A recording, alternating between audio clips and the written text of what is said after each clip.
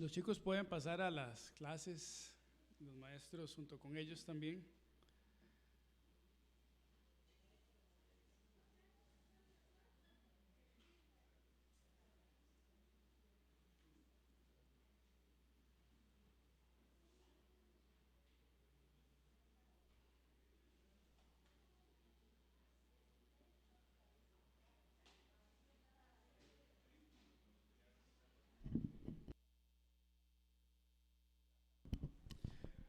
Buenos días, hermanos. ¿Cómo están todos? Qué bueno, me alegra montones. Adrián, ahora me pusiste en aprietos con esos cantos. Estaba ahí tratando de modular mi voz para no darme en aprietos ahora en medio de la enseñanza y haberme quedado sin voz antes. Pero bien, es un gozo estar con todos ustedes por acá para compartir un poco de la palabra y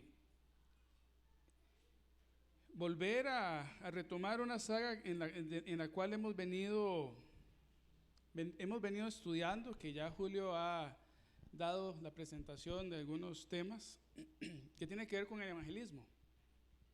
En la saga de evangelismo hemos tenido ya un par de presentaciones al respecto. Pero antes de entrar en materia, ¿qué les parece si ponemos este tiempo en las manos de nuestro Dios? Y te pedimos, Padre, a ti que seas tú, Señor, preparando nuestros corazones, seas tú, Padre, por medio de tu palabra, hablándonos, confrontándonos, ayudándonos a meditar en la delicia que hay en ella, Señor, a poder nosotros estar atentos, recordando de que nos tienes aquí en esta mañana con el propósito especial de venirte a alabar, de venir a aprender de ti, Señor, y glorificar y testificar de tu nombre, Padre. En el nombre de tu Hijo Jesús. Amén. Bueno, como les decía, hoy vamos a retomar nuevamente lo que es la saga de la evangelización. Hace unas semanas atrás, tal vez un poco más de un mes, estuvimos viendo qué es el evangelio. Y pues se presentó una definición de lo que es el evangelio, que me gustaría saber si alguien se atreve a decirlo en voz alta. Ahí está, me imagino, sí.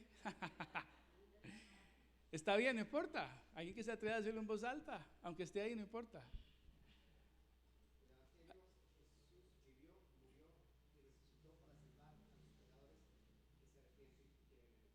Exactamente, exactamente. Jesús vivió, murió, resucitó para salvar a los pecadores que se arrepienten y creen en Él. Es una definición que está dividida, podemos decir, en tres partes, ¿verdad? Una se centra en una persona, la primera parte, que es Jesucristo, y es la esencia, ¿verdad? La otra se centra en los necesitados, los pecadores, todos nosotros, y la última en una respuesta de los pecadores. Entonces tengamos eso en mente y mantengámoslo ahí, porque tenemos que saber qué es lo que nosotros como hijos de Dios vamos a compartir cuando evangelizamos, y es el evangelio. En la siguiente enseñanza sobre evangelismo, y estoy haciendo aquí un repaso más o menos, tal vez algunos de ustedes no estuvieron, también aprendimos el cómo debemos evangelizar, y no el cómo con una serie de pasos de cómo debemos evangelizar, sino más bien en nuestra actitud, en cómo nosotros debemos de ver el evangelismo y cómo debemos nosotros hacerlo. Y estuvimos viendo que debemos hacerlo de una forma honesta y urgente. Esas fueron las otras dos partes de cómo vamos a evangelizar. Y hoy vamos a ver otras dos actitudes también que nosotros debemos de encontrar en lo que es el evangelismo, o en la manera como debemos de evangelizar. Pero antes de entrar a ellas, me gustaría hacerles una pregunta para ponernos a pensar un poquito o meditar un poquito. Y la pregunta es la siguiente. Tiene que ver con cómo nos sentimos nosotros. La pregunta es esta: ¿qué tipo de respuesta provoca en ustedes la idea de la evangelización? ¿Qué tipo de respuesta provoca en ustedes, en mí, la idea de la evangelización? Les doy unos segunditos para que meditemos en esa pregunta. Puede ser que no es para mí. Puede ser que no soy apto para evangelizar. Puede ser que me entusiasma, pero no lo hago porque tal vez no me siento preparado o no tengo las herramientas quizás. Hoy vamos a conversar un poco de que nosotros debemos de evangelizar gozosamente y en oración. Esas son las dos principales actitudes que vamos a ver hoy de la manera en cómo nosotros debemos de evangelizar como hijos de Dios. De una forma gozosa y de una forma y también en constante oración. Así es que entremos con la primera, que es evangelizando gozosamente. Y para eso les voy a pedir que por favor busquemos el libro de Lucas, un pasaje que normalmente nos lleva a la época navideña, y hoy, a pesar de que no tenemos brisas frescas ni pelo de gato, ¿verdad?, que esté cayendo, vamos a centrarnos un momento en este pasaje que se encuentra en Lucas capítulo 2, del versículo 8 al 14. Lucas capítulo 2, del verso 8 al 14.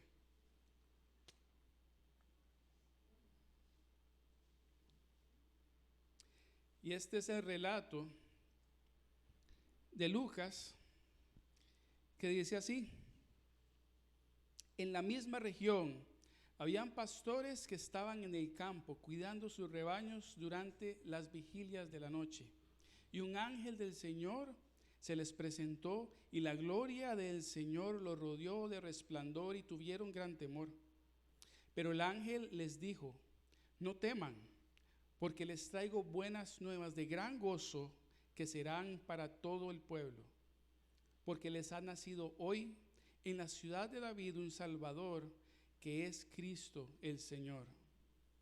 Esto les servirá de señal: hallarán al niño envuelto en pañales, acostado en un pesebre. De repente, apareció con el ángel una multitud de los ejércitos celestiales, alabando a Dios, diciendo: gloria a Dios en las alturas, y en la tierra paz entre los hombres, en quienes Él se complace. Este pasaje, pues, efectivamente está ocurriendo después de el nacimiento de Jesús. Anterior a esto, pues podemos leer que ya Jesús ha nacido, y es exactamente lo que el ángel está proclamando, lo que está anunciándole a los pastores. Podemos nosotros pensar y decir que estas palabras que está anunciando el ángel ha puesto en acción el inicio del evangelio. ¿Por qué? Porque ya Jesús vive en ese momento, como hombre, como ser humano. Y es exactamente lo que hemos visto. En la definición que estamos utilizando de evangelio es que Jesús vivió. Esa primera parte ya está en movimiento dentro del plan de Dios.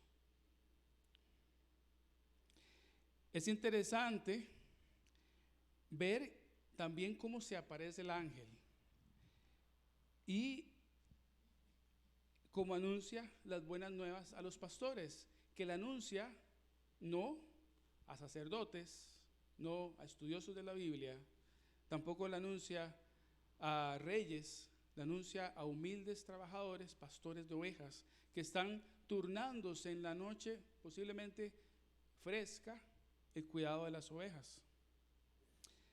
Ahora bien, si ponemos un poquito de atención también al texto, podemos ver la reacción de los pastores. ¿Cuál es la reacción que tienen los pastores en el momento en que se presenta el ángel? Es de gran júbilo,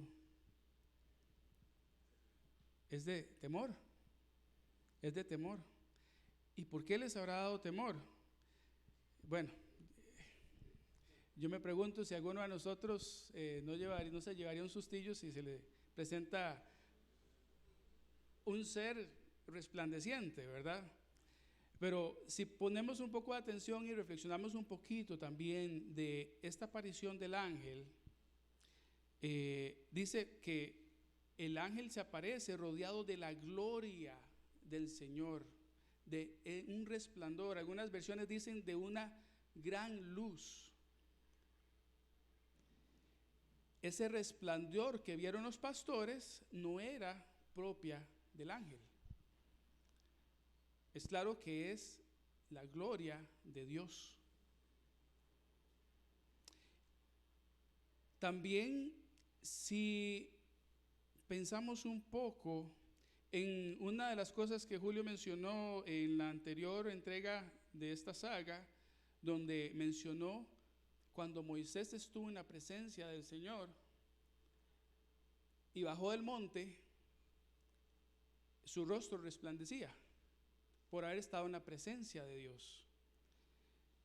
De igual forma, en Éxodo 34 podemos darnos cuenta que cuando lo vieron Aarón y otras personas más, sintieron temor.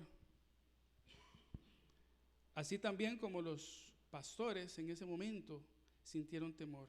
Esa reacción es una relación, es una reacción natural de nosotros los seres humanos, pecadores, que podemos presentar ante la santidad de Dios.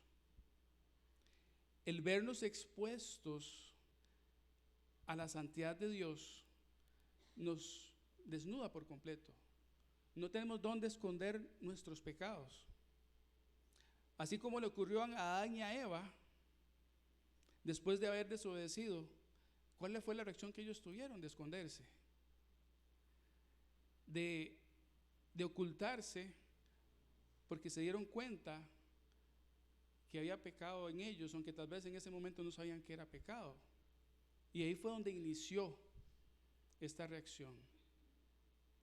Es por eso que nosotros como pecadores simples no podemos sobrevivir ni un instante en la presencia de Dios.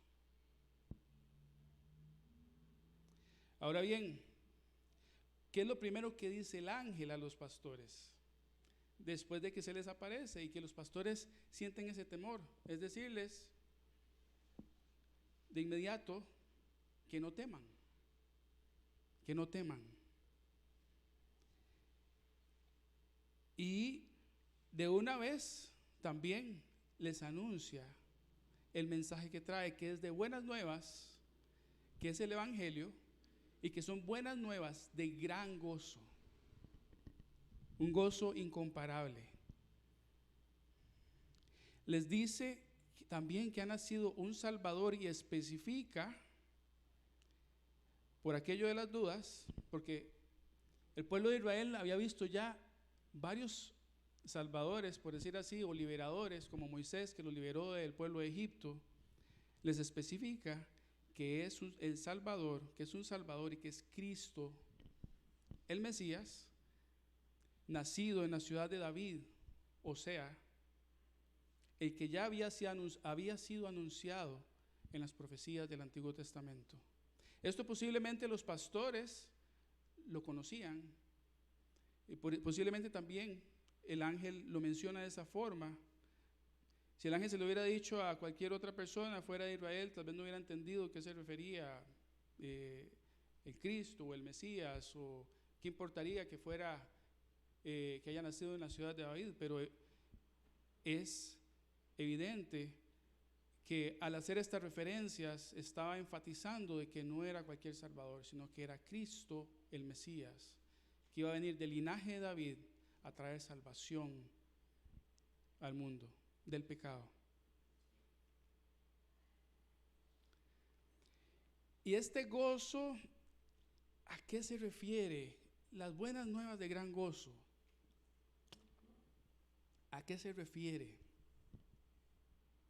A una salvación que trae paz con Dios. Es la paz que no existía en ese tiempo entre los hombres y Dios. Sin duda alguna,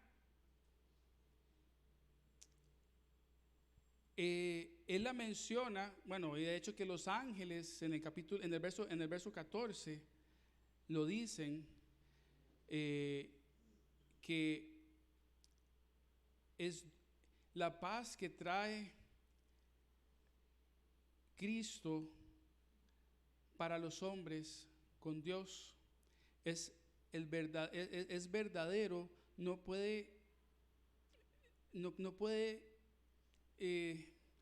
se puede disminuir de ninguna forma. No se puede disminuir de ninguna forma, y no hay absolutamente nada en el mundo que nos pueda dar esa misma paz, o que pueda traer la paz a esa guerra que existía, o esa separación que existía entre la humanidad y Dios. Es el inicio de la reconciliación, o de que se abre la puerta de la reconciliación que se da entre los hombres y Dios. Por eso es que estas buenas nuevas del Evangelio son de gran gozo, y deben de ser de gran gozo para nosotros, los hijos de Dios. Este gozo no es una cuestión de momento, como tal vez a veces nos puede traer, no sé, algo bonito o bueno que haga uno de nuestros hijos, o un aumento, una promoción del trabajo, obtener otro trabajo, o sentirnos con salud. O sea, no es un gozo momentáneo, no es tampoco algo emocional, no es algo que pueda verse disminuido por las circunstancias que nos rodeen, tampoco si estamos pasando momentos difíciles. Es el resultado de saber que tenemos lo más importante por la eternidad. Todo lo demás es pasajero. Ese es el gozo que trae el Evangelio. El saber que el trabajo perfecto, único y suficiente que realizó Jesús durante su vida, en su muerte y su resurrección, me justifica ante el Padre. Me da tranquilidad y paz a mí como hijo de Dios, para poder presentarme ante Él sin el mismo temor que tuvieron los pastores, sin el mismo temor que tuvo Adán y Eva, porque sabemos que por medio de Cristo somos justificados y podemos estar delante del Padre. Ese es el gozo del Evangelio. Por eso, hermanos, es que a pesar de que en momentos nosotros veamos la vida cuesta arriba, porque sí, hay momentos en la vida que vemos las cosas cuesta arriba, a pesar de que estemos pasando momentos de incertidumbre económica, momentos de incertidumbre de salud, o problemas familiares, o inclusive que nos rodean malas noticias, el gozo que debemos nosotros sentir por el Evangelio y la promesa de paz en Dios debe ser contagioso. Debemos compartirlo y enseñarlo. Debe ser tanto que no podemos sostenerlo en nuestro ser. Es como si tuviéramos la cura de la enfermedad más difícil, intratable de la humanidad. Y es así. Tenemos la cura de la enfermedad más difícil e intratable de la humanidad, que es el pecado. Y eso debemos de compartirlo. Juan Calvino lo pone de esta forma, y leo para ustedes algo que él escribió que dice: el comienzo de un gozo sólido es percibir el amor paternal de Dios hacia nosotros, que solo da tranquilidad a nuestras mentes. Y esta alegría o gozo en la cual el apóstol Pablo nos dice en Romanos 14, versículo 17, porque el reino de Dios no es comida ni bebida, sino justicia y paz y gozo en el Espíritu Santo.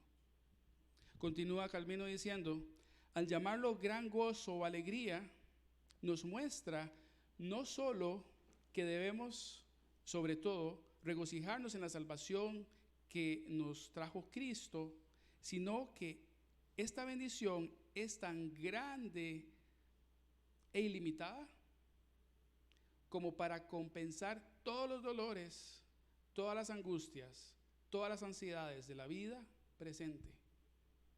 Aprendamos a estar tan encantados con Cristo, nada más, que la percepción de su gracia pueda vencer, por fin, eliminar de nosotros todas las angustias de la carne.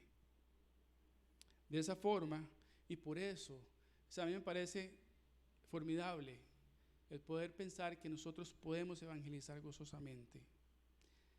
Este anuncio de el ángel a los pastores termina con un broche de oro.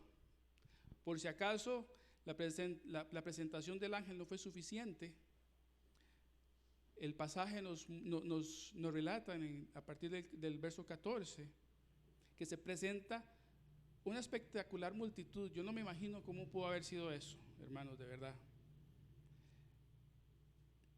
De ángeles dando gloria a Dios en las alturas por lo que ya sería un hecho en la tierra. Ese es el gozo. ¿Cómo nosotros no vamos a evangelizar con gozo, hermanos? ¿Cómo vamos a poder nosotros contener eso dentro de nosotros y dejarlo callado, ser egoístas y no compartirlo? Debemos de pensar en lo privilegiados que somos como seres humanos, porque se nos confirió a nosotros, a los ángeles esa ocasión, punto. A nosotros, los seres humanos, el Señor nos ha dado el privilegio de poder compartir esas buenas nuevas a aquellos que las están necesitando. Reaccionemos como los pastores, que en el versículo 20 de ese mismo capítulo vemos después de que fueron a ver a Jesús y presenciaron al bebé en el pesebre y compartieron con María y con José todo lo que habían vivido, lo que habían escuchado. Dice la palabra que ellos volvieron, me imagino que volvieron a sus labores como pastores, alabando, glorificando a Dios por todo lo que habían oído y visto,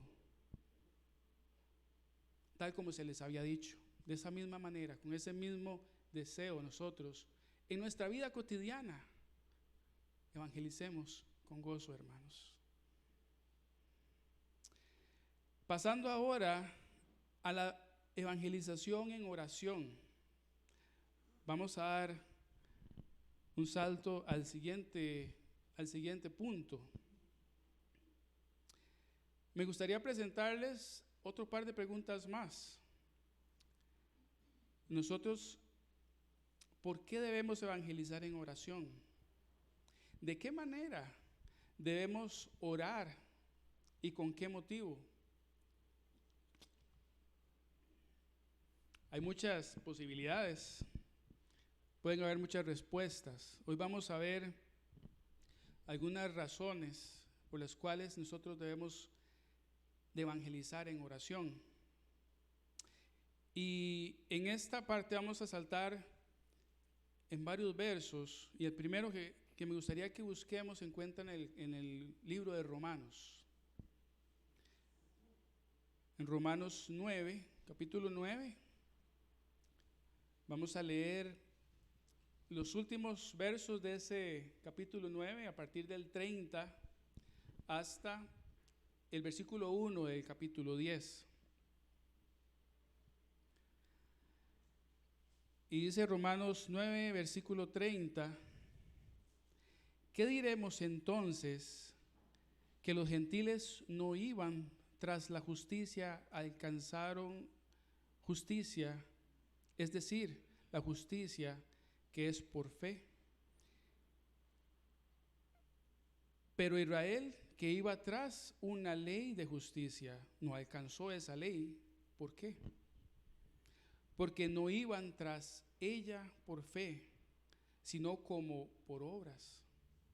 Tropezaron en la piedra de tropiezo, tal como está escrito: he aquí pongo en Sión una piedra de tropiezo y roca de escándalo. El que crea en él no será avergonzado. Hermanos, el deseo de mi corazón y mi oración a Dios es que por ellos es para salvación. Termina Pablo diciendo esas palabras. ¿Y qué es lo que está aquí tratando Pablo con la iglesia de los romanos? ¿Cuál es el lío que se está desenvolviendo en todo esto, en los versos anteriores? Pues es el debate referente al hecho de que Dios mostró su misericordia y gracia a los gentiles, sin ellos ser el pueblo escogido de Dios, desde los inicios, sin haber seguido los lineamientos de la ley que demostraba de por sí la imposibilidad del ser humano de poder llegar a ser justificado ante Dios. ¿Quién mejor que Pablo, me pregunto yo, para explicar esta polémica que se estaba dando? Que el pueblo judío estaba viviendo en ese tiempo, porque no aceptaba, los creyentes judíos les estaba costando aceptar que los gentiles también podían recibir la salvación. Pablo, siendo judío y habiendo sido alcanzado por la mera gracia de Dios, pero que antes también estuvo corriendo como los demás judíos, tras tratar de alcanzar una justificación por medio de las obras, llega a saborear la gracia de Dios y por fe llega a ser salvo. Sin duda alguna, Pablo entendió claramente que el evangelio transforma a las personas no porque nosotros lo queramos o porque seamos excelentes evangelistas, no. Es por la decisión y la soberanía de Dios. Dios decidió que el pueblo de Israel fuera y corriera a buscar una justificación por medio de las obras, tratando de cumplir la ley, y que eso provocara el tropiezo con Jesucristo y el evangelio, y no aceptaron a Cristo. También Dios tuvo sus brazos abiertos con su gracia y misericordia a todos nosotros los gentiles, que por fe podíamos tener el acceso, el perdón de nuestros pecados y justificación ante el Padre. Entonces, Pablo termina esta sección diciendo y haciendo evidente el deseo y el sentimiento de su corazón. Como judío, él les expresa a la iglesia de Romanos que su oración está para que la salvación de Dios pueda llegar a los judíos, a sus hermanos, podríamos decir, de sangre. Porque Dios es el que mueve los corazones, porque Dios es el que puede llegar a ser, solamente Él, de que esos corazones o cualquier otro corazón sea receptivo a Él. Es por eso que nosotros debemos de orar y evangelizar en oración en esa misma dirección, clamando a Dios, porque todas las personas que aún no han sido movidas al arrepentimiento, que tal vez sus corazones están endurecidos, sean emblandecidos y sean receptivos a las buenas nuevas de gran gozo que el ángel y la multitud de ángeles estaban proclamando. Solamente Dios puede hacer semejante cosa, es el único. Nosotros no podemos mover el corazón de una persona. También lo podemos ver en Hechos capítulo 16, y voy a leer para ustedes el verso 14, que dice lo siguiente: y estaba escuchando cierta mujer llamada Lidia, de la ciudad de Tiatira, vendedora de telas de púrpura, que adoraba a Dios. Y el Señor abrió su corazón para que recibiera lo que Pablo decía. El Señor abrió su corazón para que recibiera lo que Pablo decía. ¿Quién abrió el corazón de Lidia? ¿Fue Pablo? No. ¿Fue doña Lidia? Tampoco. O sea, es sumamente claro que fue Dios el que lo hizo. Pablo fue el mero mensajero que, en obediencia en la comisión que se le da, lleva el mensaje. Ella lo escucha y lo acepta. Pero si antes Dios no hubiera emblandecido y preparado ese corazón, posiblemente no hubiera ocurrido. Debemos nosotros entonces orar pidiéndole, clamándole a Dios, así como ahora también en la oración que hizo Julio, clamaba a Dios por esos corazones que todavía no se han movido, que no han estado receptivos a la palabra del Evangelio. Otra manera también que debemos orar cuando evangelizamos nosotros es para que otros se salven, porque solamente Dios puede traer a la vida espiritual lo que está muerto espiritualmente. Solamente Cristo. Les pido que vayamos ahora al libro de Efesios, capítulo 2. Vamos a leer unos versículos de Efesios capítulo 2. Vamos a leer del versículo 1 al versículo 6.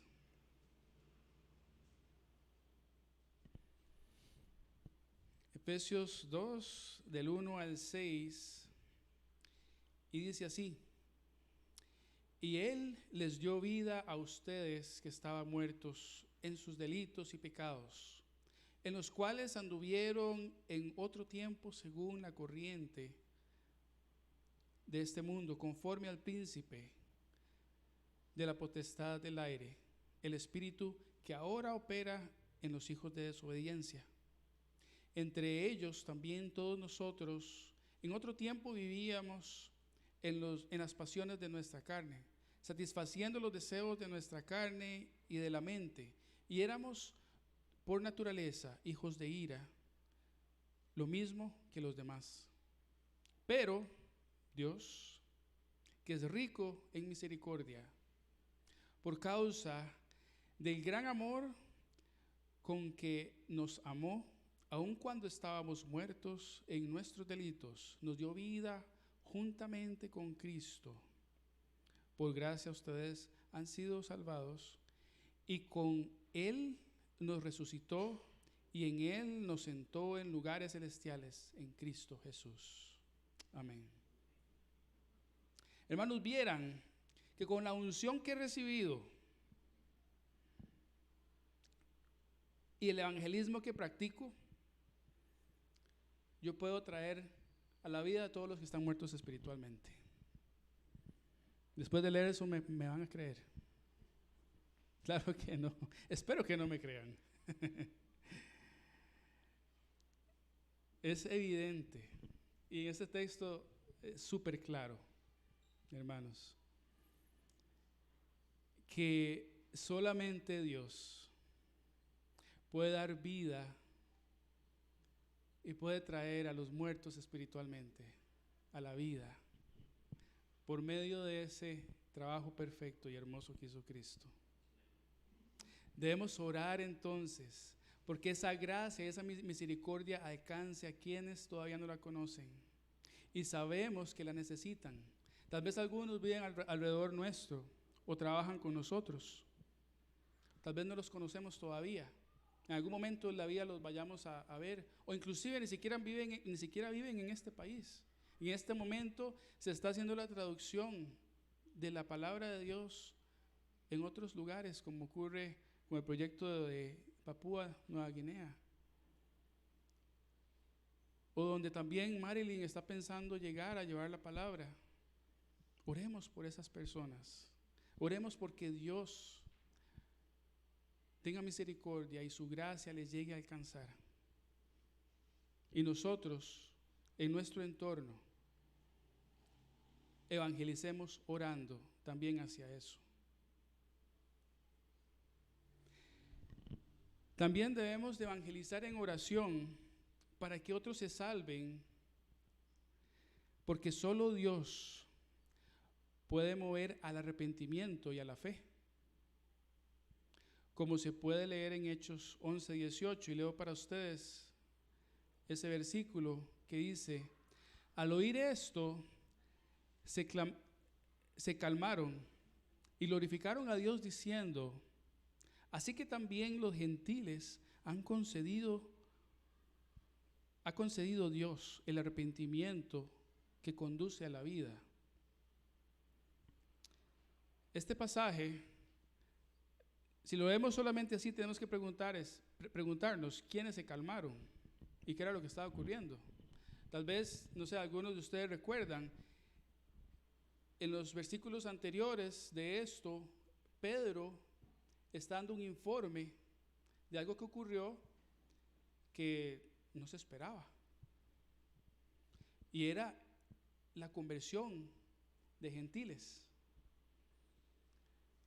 Pedro, sabemos, según lo que podemos nosotros estudiar de él en la Biblia, que era tenía un carácter bastante interesante. Y se topa con Dios y Dios lo confronta en cierta forma.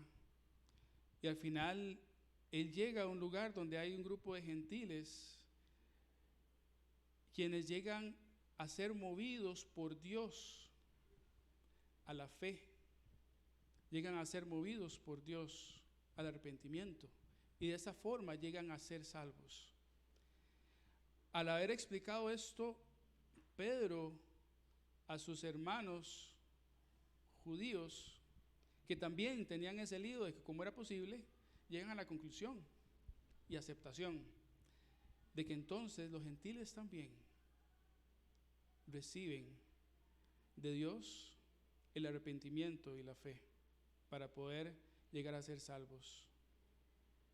Por eso también nosotros debemos orar, porque solamente Dios, nosotros no podemos llegar a hacer o forzar a una persona que se arrepienta. Si es de esa forma, pues no es un arrepentimiento genuino en ningún momento, ni que tenga fe en esa salvación y en ese evangelio y esa palabra y el acto que Cristo hizo. Solamente Dios puede hacer el convencimiento de esa forma. Y por último, hermanos, también debemos orar para que la luz del evangelio brille en nuestros corazones. Y en 2 Corintios 4:6 dice lo siguiente: pues Dios que dijo, de las tinieblas resplandecerá luz, en el que ha resplandecido, es el que ha resplandecido en nuestros corazones para iluminación del conocimiento de la gloria de Dios en el rostro de Cristo. Este versículo a mí me trae a la mente la imagen de la luciérnaga, un pequeño insecto que me imagino muchos hemos visto en la noche, en la oscuridad, que a gran distancia podemos determinar que se enciende, que se apaga. El otro día estaba con Sergio ahí por la casa, una de las primeras veces que veía luciérnagas él, y fue interesante, porque se ve en un momento aquí, en otro momento se ve por allá, puede ser tal vez una distinta, pero es esa luz y es ese evangelio. Debemos orar para que en nuestro corazón emane, así como veíamos ahora también con el gozo, que sea algo que se pueda ver a leguas, se pueda ver a distancia, que no la opaquemos, que no la apaguemos. Oremos a Dios y pidamos a Él, porque nosotros podamos y permitamos que esa luz resplandezca. Quizás no como el ángel, o quizás sí como el ángel que llegó a dar las buenas nuevas a los pastores, pero que no haya duda en nuestras vidas que el evangelio y el Espíritu Santo vive en nosotros. Y para recapitular un poco, hermanos, entonces, recordemos evangelizar gozosamente porque hemos recibido todo lo necesario y no hay más. Ya tenemos todo absolutamente, lo que ocupamos como seres humanos, como vivientes, como pecadores.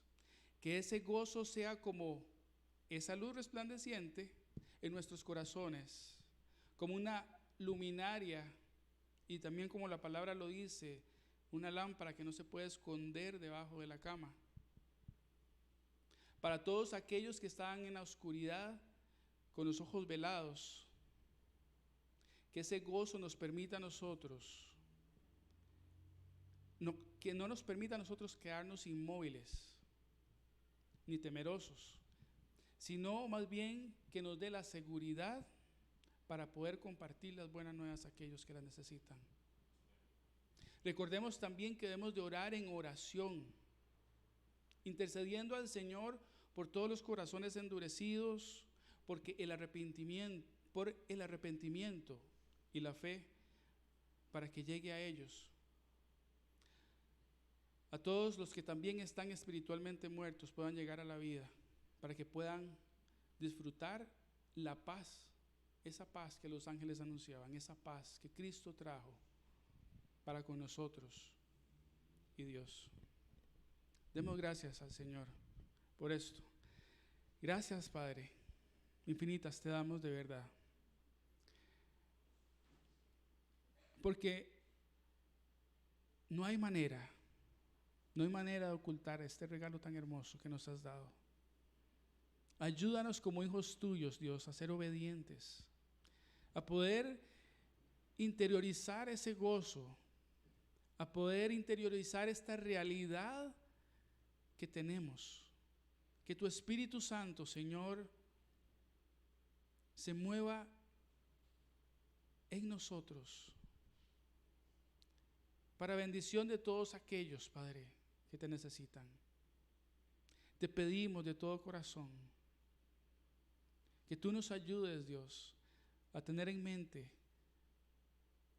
el sacrificio tan grande que hiciste enviando a tu Hijo, el sufrimiento de tu Hijo Jesucristo en la tierra, pero también el triunfo que tuvo al levantarse entre los muertos.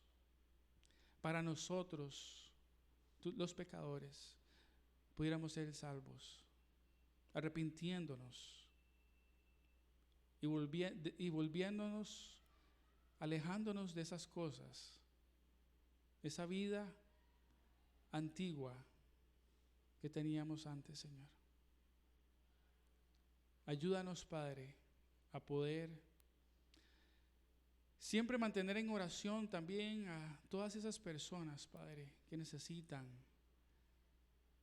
de que tú los toques, necesitan de que tú los lleves al arrepentimiento, necesitan darse cuenta que hay una necesidad intrínseca en ellos, una necesidad por la naturaleza pecaminosa del ser humano, de recibirte a ti, Señor.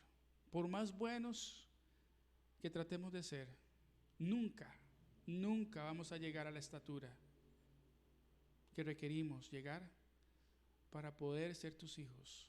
Solamente aceptando la salvación que nos trajo tu Hijo Cristo, podemos tener la paz contigo, Señor.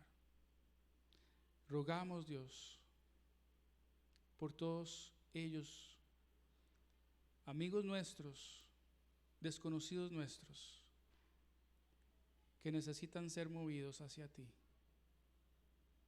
que puedan ser receptivos al momento en que les compartamos y les hablemos de este milagro tan hermoso y especial, de esta cura a la enfermedad eterna, que no puede ser quebrantado más que con tu regalo, Señor. Que tu gracia y misericordia les alcance, Señor, así como lo ha hecho con nosotros, así como tú lo has tenido planeado desde hace muchísimo tiempo, Señor. Y hermano, si en este momento tú estás sentado en una banca y tienes necesidad de recibir este regalo, hazlo, Señor, y pedimos por esa persona, por esas personas que quizás están en medio nuestro en este momento, que tú les bendigas, de que tú, Señor, puedas llegar a orar en sus corazones, ser aceptados como, que te acepten como Señor, como Salvador único. En el nombre de tu Hijo Jesucristo. Amén.